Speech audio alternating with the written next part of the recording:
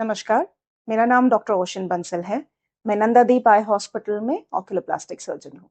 आज हम बात करेंगे डीसीआर सर्जरी के बारे में। डीसीआर सर्जरी यानी कि पानी की नली जो ब्लॉक्ड होती है उसको ठीक करने की सर्जरी होती है। ये हम क्यों करते हैं? जिन लोगों में आंखों से कंटिन्यूस पानी आने का प्रॉब्लम रहता है या कभी कभार कीचड़ आने का प्रॉब्लम होता है, उन लोगों में पानी की नली यूजुअली ब्लॉक हो जाती है। ये सबसे कॉमन कारण होता है। अत्यधिक आंख से आंसू आने के और भी अनेक कारण होते हैं, पर वो हम ओपीडी में यानी कि क्लिनिक में जांच करने के बाद पता लगा सकते हैं।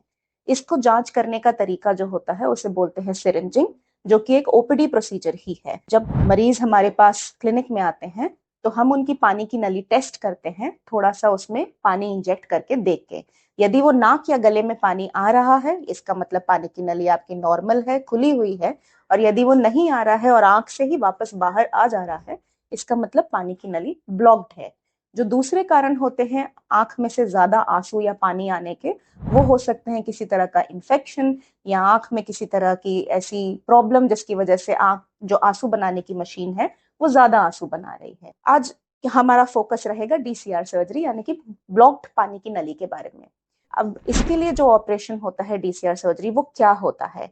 ऐसा समझिए एक तरह की बाईपास सर्जरी है, यानी कि जो पानी की नली आपकी बंद हो गई है उसके लिए एक दूसरा रास्ता क्रिएट किया जाता है, जो नाक की हड्डी को थोड़ा सा निकाल के एक रास्ता बनाया जाता है।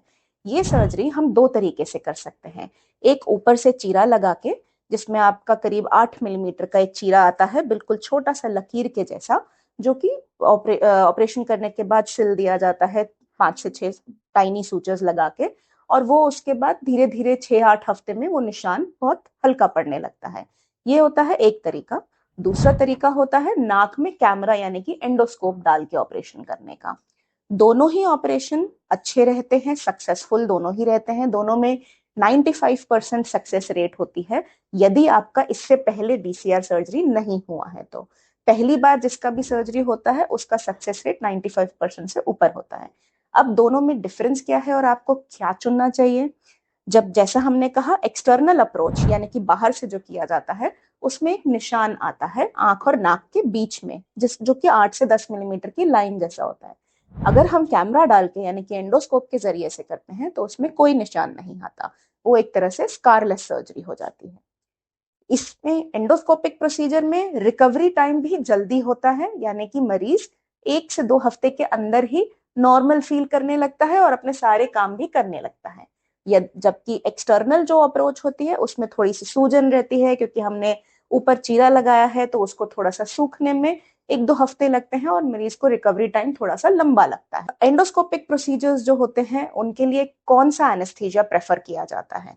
हम हमेशा एंडोस्कोपिक प्रोसीजर्स के लिए प्रेफर करते हैं जनरल एनेस्थीसिया, यानी कि आपको पूरी तरह से इंट्यूबेट करके सुला दिया जाता है। उस सर्जरी में यूजुअली आप अगर अस्पताल आते हैं 1-2 घंटा आपको ऑपरेशन के बाद रखा जाता है, और यदि सब ठीक है तो आपको घर भेज दिया जाता है। यदि लगता है कि आपको रखा जाएगा तो आपको 1 दिन के लिए एडमिट किया जा सकता है। तो एंडोस्कोपिक डीसीआर के बारे में जैसे मैं बता रही थी, नाक के जरिए कैमरा डाल के जो किया जाता है, उसमें आपको एक ट्यूब डाली जाती है जो कि बहुत महीन सी ट्यूब होती है। वो दिखती भी नहीं है अनलेस आप मिरर के पास जाके बहुत पास से देखें। वो ट्यूब 6 हफ्ते में हम क्लिनिक में ही निकाल देते हैं, उसके लिए दूसरा ऑपरेशन की जरूरत नहीं पड़ती। दोनों ही ऑपरेशन, चाहे वो एक्सटर्नल हो चाहे एंडोस्कोपिक हो, उसके बाद हमें क्या ध्यान रखना होता है, यानी कि पोस्ट ऑप केयर क्या होती है। पोस्ट ऑप केयर में आता है कुछ डाइटरी रेस्ट्रिक्शंस, यानी कि खान पान में आपको क्या रिस्ट्रिक्शन या क्या ध्यान देना होता है। मिर्च मसाले नहीं खाने होते 1 हफ्ते से 10 दिन तक। आपको जिंजर और गार्लिक अवॉइड करना चाहिए 2 से 3 दिन तक।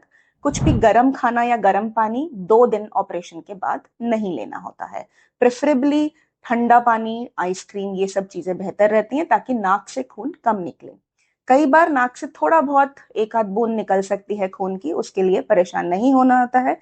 यदि उससे ज्यादा खून निकल रहा होता है तो आपको आपका डॉक्टर बताएगा कि आपको क्या प्रिकॉशंस लेने हैं। अब बात करते हैं इंट्यूबेशन, यानी कि जब हम ऑपरेशन करते हैं तो एक महीन सी ट्यूब डाली जाती है जो आपके पानी का जो रास्ता हमने बनाया है उसको खुला रखता है।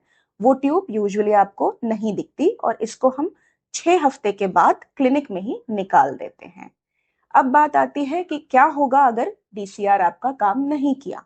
यदि आपका डीसीआर अगर यहाँ या कहीं और भी हुआ है जो काम नहीं किया है, इसका मतलब आप आते हैं एंटिटी फेल डीसीआर में। इसके बाद भी सेम प्रोसीजर किया जाता है, चाहे वो एंडोस्कोपिक हो चाहे एक्सटर्नल हो, लेकिन उस प्रोसीजर के दौरान हम प्रेफर करते हैं कि आपके लिए जो हमने पानी का रास्ता बनाया है वो थोड़ा बड़ा बनाए। इसमें सक्सेस रेट आपके 80 to 85% आ जाता है, यानी कि सेकंड सर्जरी का जो भी सक्सेस रेट होता है वो 80 to 85% तक जाता है। तो इसका मतलब फेल डीसीआर के बाद भी ऑप्शन हमारे पास ट्रीटमेंट के होते हैं। ये बात हुई डीसीआर सर्जरीज के बारे में। यदि आपके पानी आने की तकलीफ कुछ और है, जैसे कि मैंने कहा था शुरू में, आंसू का ग्लैंड बना रहा है, वो ज्यादा पानी बना रहा है, तो उसे हम लैक्रिमल ग्लैंड प्रॉब्लम बोलते हैं। लैक्रिमल ग्लैंड के लिए हमारे पास 2-3 ऑप्शंस होते हैं, उसमें से आंसू कम बनाने के लिए, जिसमें से एक ऑप्शन होता है छोटा सा एक बोटॉक्स इंजेक्शन देने का, ताकि आंसू बनना उससे कम हो जाए। तीसरा होता है यदि आपके आंसू की नली तो खुली है, लेकिन ऊपर का जो उसका ओपनिंग है, जो होल है, वो आपका छोटा पड़ गया है या ब्लॉक हो गया है। उसके लिए भी एक छोटा सा प्रोसीजर किया जाता है, जिसे हम पंक्टोप्लास्टी बोलते हैं। तो इसलिए अब आपके अगर आंख में से आंसू आने की कोई भी तकलीफ है, तो प्लीज अपने नजदीकी ऑक्यूलोप्लास्टिक सर्जन को जरूर दिखाएं, ताकि हम उसको प्रॉपरली एग्जामिन करके आपको ट्रीटमेंट बता सकें। धन्यवाद।